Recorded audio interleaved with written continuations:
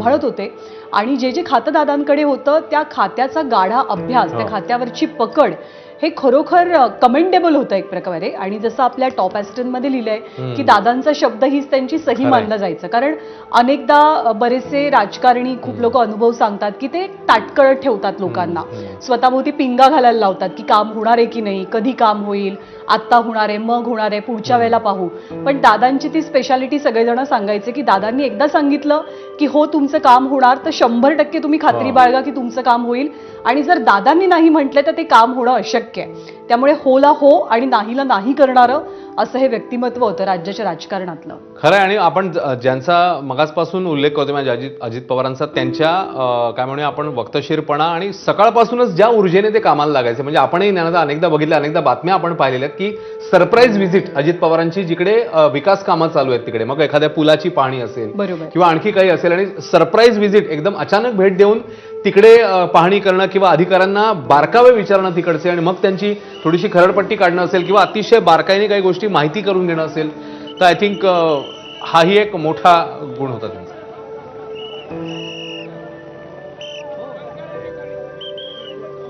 आणि मगाशी शरद पवार, प्रतिभा पवार दोघेही बारामतीत दाखल झालेले आहेत. आणि आपल्याला कल्पना आहे की संसदेच्या अधिवेशनामुळे सुप्रिया सुळे, सुनेत्रा पवार या दोघी जणी दिल्लीमध्ये होत्या, त्या एकत्रित निघालेल्या आहेत. थोड्या वेळापूर्वी ते पुण्यात पोहोचलेत आणि कुठल्याही क्षणी ते बारामतीत येतील. आता या हेलिकॉप्टरमधनं कोण आलेलं आहे हे आपल्याला पाहावं लागेल. कुटुंबियांसाठी खूपच वेदनादायी क्षण आहे. कारण अजित पवार हे सर्वार्थानं आधारस्तंभ होते. कुटुंबानं राजकारण कायमच वेगळं ठेवलं आणि नात्यांना अधिक प्राधान्य दिलं. पार्थ पवार आपल्याला दिसत आहेत, सुप्रिया सुळे आहेत. आणि आपण कल्पना नाही करू शकत की यांच्यावर किती मोठा दुःखाचा डोंगर आहे आणि कोण कोणाला सावरणार. म्हणजे खूपच भावनाविवश झालेले आहेत सगळेजण. कुणी कुणाला आधार द्यायचा, कुणी कुणाशी काय बोलायचं. भली भली माणसं हमसून हुमसून रडतात. राणा जगजित सिंग आहेत. राणा जगजित सिंग सुनेत्रा पवारांचे भाऊ आहेत आणि अर्थातच बहिणीला आधार देण्यासाठी ते सुद्धा पोहोचलेत. पार्थ पवार असतील, जय पवार मगाशी पोहोचले होते रुग्णालयात, आपण बघितलं.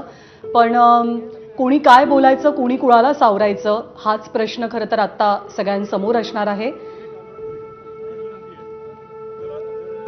सुनेत्रा पवार, सुप्रिया सुळे बारामतीत दाखल झालेल्या आहेत.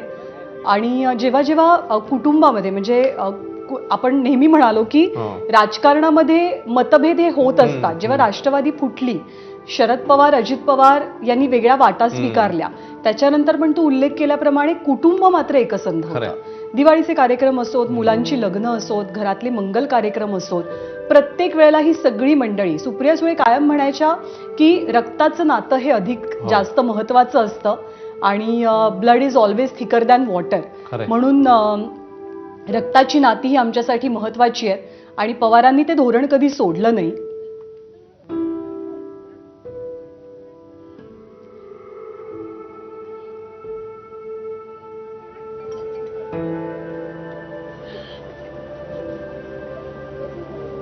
पद्मसिंह पाटील आहेत आणि अर्थातच सुनेत्रा पवारांना ते धीर देत आहेत. राणा जगजित सिंग आहेत आणि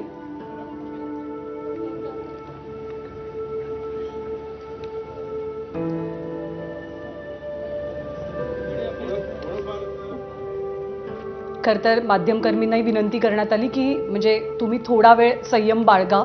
कारण कुटुंबासाठी हा जितका वेदनादायी क्षण आहे तितकाच भावूक क्षण सुद्धा आहे. कुणी कुणाला सावरायचं हाच खरा प्रश्न आहे.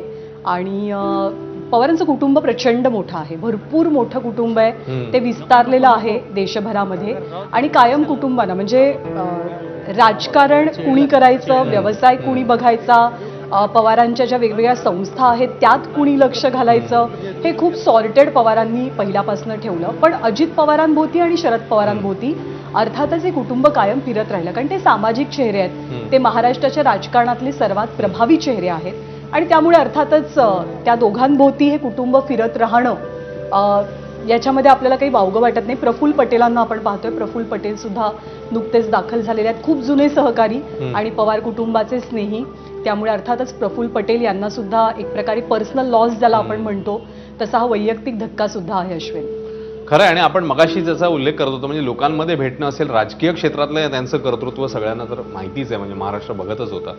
पण बाकीच्या क्षेत्रात ज्याचा तू मगाशी उल्लेख केलास तर त्याच्यामध्ये अर्थातच क्रीडा क्षेत्र देखील आहे. कारण अजित पवार कबड्डी आणि बाकीच्या खेळांबद्दल आता पण आपण बघितलं तर ऑलिम्पिक असोसिएशन असेल तर त्याच्यामध्ये देखील आपण बघितलेलं होतं. मुरलीधर मोहोळांनी मला वाटतं प्रतिक्रिया दिली होती, कारण त्या ऑलिम्पिक असोसिएशनच्या त्या निवडणुकीमध्ये ते एकमेकांसमोर होते आणि त्याच्यानंतर इतका सारा समुच्चय, इतक्या साऱ्या क्षेत्रामध्ये वावर आणि आता शर्मिला पवार आणखी, आहेत, हां, युगेंद्र पवारांच्या आई. आता कुटुंबातले तर, सदस्य हो, तिकडे जास्त हो. संख्येने येत आहेत. मंत्री दादा भुसे देखील आपल्याला दिसत आहेत. हो. त्यामुळे नेते मंडळी आहेत, विविध पक्षातले, पक्षापलीकडचे काय म्हणूया आपण, ती देखील नेते मंडळी आहेत, कुटुंबीय आहेत, समर्थक आहेत, आपली माणसं आहेत आणि प्रत्येकाच्या मनामध्ये अपार दुःख आहे ज्ञानदा. कारण आपण जसं म्हणतोय विश्वास बसत नाही. सकाळी जेव्हा ही बातमी आली तेव्हा आपल्याला देखील असं झालं होतं की हे काय घडलंय नेमकं असं. तर आणि ती कुटुंबीय आता तिकडे पोहोचतायत, जसं तू म्हणालीस, अत्यंत वेदनादायी, कठीण आणि स्वीकारायला अवघड, म्हणजे शब्दात वर्णन नाही करू शकणार आपण, अशा पद्धतीचा असा क्षण आहे. आणि आता कुटुंबीय, त्यानंतर मित्रपरिवार असेल, ही सगळी मंडळी पोहोचतायत तिकडे. हो. मंदार गोंजारी आपले प्रतिनिधी आपल्या सोबत आहेत. मंदार, कुटुंबीय सध्या दाखल झाल्याचं पाहायला मिळतं.